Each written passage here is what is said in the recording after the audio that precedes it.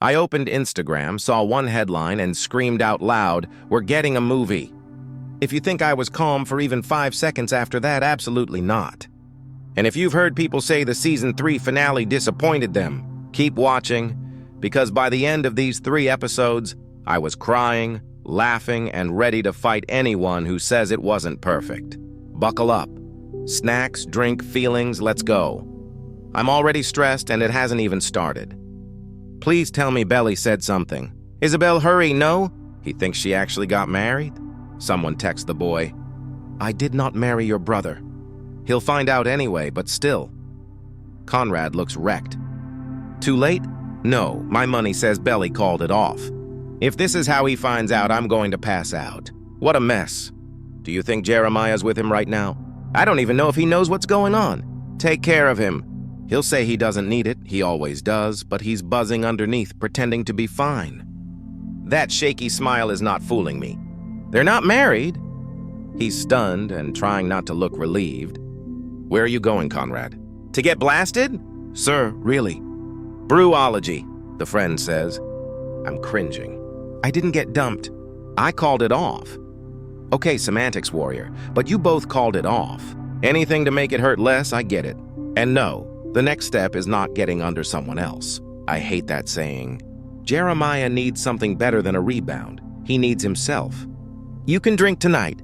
You can numb it for a few hours. But after that, please do not hook up with anyone. I want healing, not headlines. Steven's here and he is not playing. He is mad. Conrad walks in anyway. Bold choice, considering the last time ended with a fist. They called off the wedding. You must be thrilled. No. He still cares about his brother, even if the betrayal was knife-sharp. Honestly, I'm glad Conrad said the quiet truth out loud. They weren't supposed to get married. He didn't break them. He accelerated what was already cracking. Thank you for ripping the Band-Aid. Why do you think he wants to see Belly? To make sure she's okay. She left without a word. He'll say he isn't hungry. Get him a cheeseburger anyway. That's love. You remember someone's comfort food when they can't remember their own name. Leave her alone for a little while, Taylor says. And she's right. He was already planning to. He'll go quiet if that's what it takes to keep from making it worse. And then Adam opens his mouth. Of course he does. Every time he's on the screen, I want to climb into the story and mute him. This was never a wedding to him. It was a corporate networking event masquerading as love. Don't weaponize Laurel's parenting because she didn't cheerlead a teenage engagement. Laurel's not perfect, but she's present. You can't say the same. Why'd you give in? Because I didn't want to lose her. Help me take this food to the women's shelter. Laurel choosing kindness when I would have chosen pettiness. Queen behavior. I would have eaten every leftover out of spite. She donates it instead. Back to Jeremiah. At least you chose me over Belly. He's spiraling and poking wounds because they scream back. He picks up a card. Congratulations for a lifetime of happiness, and reads it like he wants to bleed. Why would you do that to yourself? Put the glass down. Put the phone down. Don't call her. She's on a flight. He doesn't listen. Of course he doesn't. Belly lands in Paris, and the city looks like a postcard dipped in gold. Do you have a plan? A hotel? A visa, no? She says student, then tourist, because the truth is she's here on a feeling more than a form. She goes to enroll, and they gave her spot away. The floor drops out of my stomach. She came across an ocean for this. That's a colossal mistake on their end, and now she's standing in a beautiful city with no school, no plan, and, oh no, no bag. She turned around for 2 seconds and someone snatched it. Paris pickpockets move like ghosts. Run, girl. Yell. Chase. This will be a story you tell one day with a laugh you earned the hard way. Back home, Jeremiah lashes out at Laurel because she's here and Belly isn't. Payne looks for a target. He chooses the wrong one. She still shows up. You're not my mom. I'm not leaving you alone. She stays anyway. That's what real care does. It stays even when it gets slapped. Conrad tries to help. Hangover cure. Small mercies. But he can't be the one right now. Space is sometimes love with a different face. He knows it. He hates it. He leaves. Belly hunts down her bag like it owes her money. She finds it. Of course she does. She's stubborn. That's her superpower. Paris is jarring and gorgeous and unforgiving, and she is all in. Cut to Jeremiah again, crumpled between love and ego. I don't know how to be without her.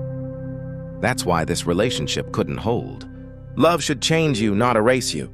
Codependency feels like a hug until you try to breathe. Taylor and Steven sit with him. They don't fix it. They witness it. Sometimes that's the only thing that helps. Smash cut to a hidden club, a password, a friend named Gemma, and Belly drags a suitcase through a sea of people like it's a dance partner. She spots her bag, stares a thief in the eye, and says, "That's mine." It is. Back home, Taylor tells Steven what he didn't know. Cabo, the cheating. She says it out loud, and I'm waiting for Steven to explode in defense of his sister, but he swallows it, files it, and moves on too fast. Funny how accountability shifts depending on who you love more. Taylor and Steven finally talk like grown people. Fear of commitment, fear of being hurt, fear of sabotaging good things because they're scary. And then, I want to try. Communication is hot. That's the thesis. Time jump. Belly's in Paris for real. Thanksgiving alone, clumsy French, a job that barely pays, friends who feel like air in a stuffy room. Homesickness arrives like rain, light at first, then sudden and soaking. She handles it. She practices. She learns to be alone and not lonely. That's growth with blisters. Back home, Jeremiah keeps dodging school and keeps finding bedrooms. If it's healing, fine. If it's numbing, try again. Denise gently nudges him toward a kitchen and a career. He can cook. It makes sense. Work with your hands until your head is quiet. Conrad studies and writes. Letters. Actual letters. I almost cried when I saw the envelope. He remembers Sour Patch Kids. He remembers the ocean. He remembers who she is when no one's watching. He asks nothing. He gives anyway. Belly reads and smiles and slowly becomes someone who eats better, sleeps better, speaks enough French to get teased kindly. Benito flirts with a grin that knows what it's doing. She says yes to a kiss and no to a future, and both choices are honest. She's learning how to choose without apologizing. Christmas punches everyone in the throat. Jeremiah hovers at the door and can't go in. Steven loses funding. Dunster pulls out. The ground tilts and quits in a blaze of dignity. Adam acts like a man for 5 minutes and tells Jeremiah he's proud. I nearly faint. Conrad holds a necklace in his wallet like it's a compass.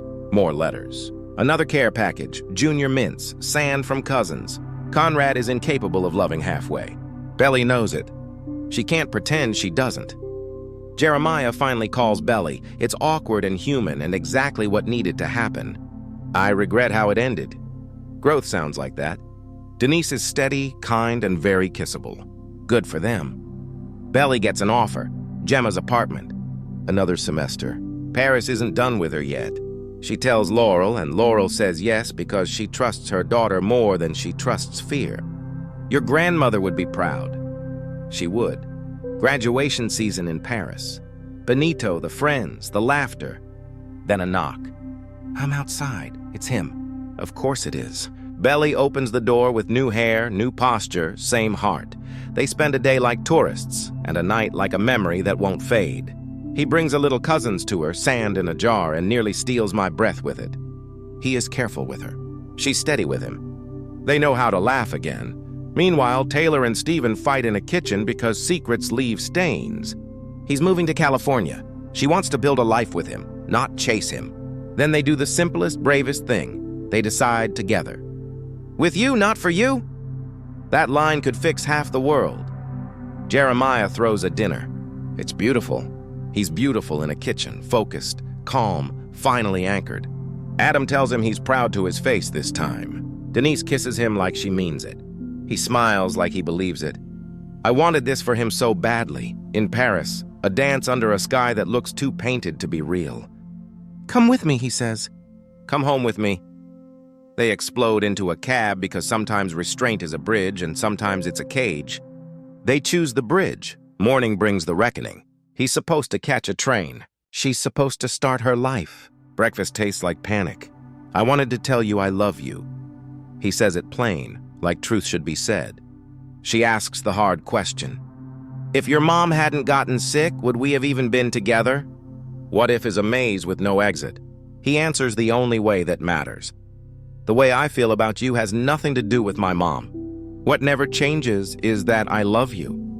I felt that in my bones. He leaves for the station because he's trying not to push. She stands in the quiet and realizes she's doing the thing she promised herself she'd stop doing, punishing herself for old mistakes by rejecting what she actually wants. Every version of her that matters chooses him. She runs. Of course she runs. Onto the train. Into the same car. Is this seat taken? Necklace on her neck like a vow. Every version of me chooses you. That was the click of a lock opening. After that, life breathes. Paris Christmas cousins. Taylor and Stephen choosing the same sunset. Denise and Jeremiah plaiting joy for strangers and each other. Laurel smiling the way mothers do when their kids come home and leave again and still know the way back. I loved this ending because it wasn't an ending at all. It was a beginning everyone earned. Belly found herself. Jeremiah found a future that didn't depend on her name. Stephen and Taylor chose adulthood without letting it flatten their spark. Conrad learned that loving someone doesn't mean saving them, and loving yourself doesn't mean letting go of them. And yes, I screamed when I read the words about the movie. Of course I did. I'm so happy I could burst. And if anyone says the finale wasn't satisfying, send them this. People grew. People forgave. People chose love without losing themselves. That's not just good television. That's the point. So yes, the finale was perfect. And the best part? We're not done.